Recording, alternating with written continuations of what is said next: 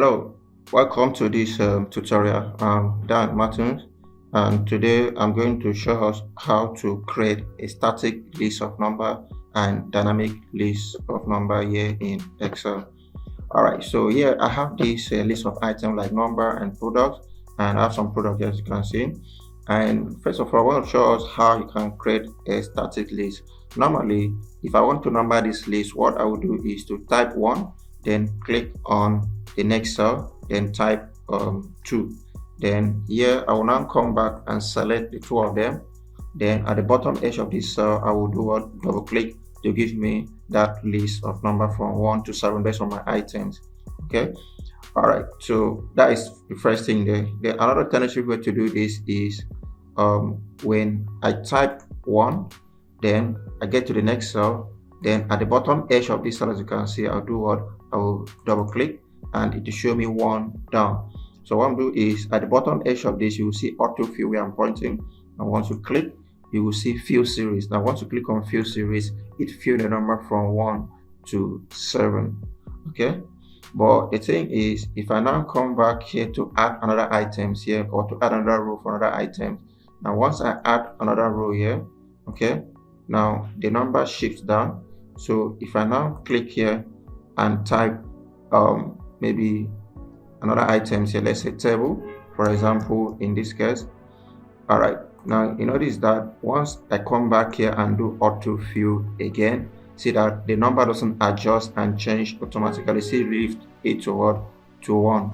Okay, so that doesn't really help. So that would mean that I need to come back and do the autofill again down, like clicking and drag it down, then come back at the bottom here, then choose what? Fill series. That's what it means. But with a dynamic list, that won't happen. You can't stress yourself doing that.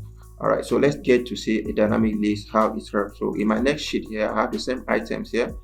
All right, so here I'm going to type the row function. That's what I'm going to use to create this. So for my row function, I'm going to say equal sign row. Okay, then open my parenthesis and close. Then if I press enter here for now, it will show me 3. Okay, which will not really help, which will not do what I want it to do. So what happens is that I have to open this formula, then say equal sign row, open my bracket and close, then say row minus, then put the row function again, then reference the cell here. Okay, sorry, I need to open my parenthesis here. All right, then reference the cell here, which is in this case, you see the way the formula is, I reference the cell here A2. So what I'll do is I will make it absolute cell reference so that it doesn't change. So to make it absolute cell reference, I will press F4 on my keyboard, then I close the parenthesis. So that's how the formula look like.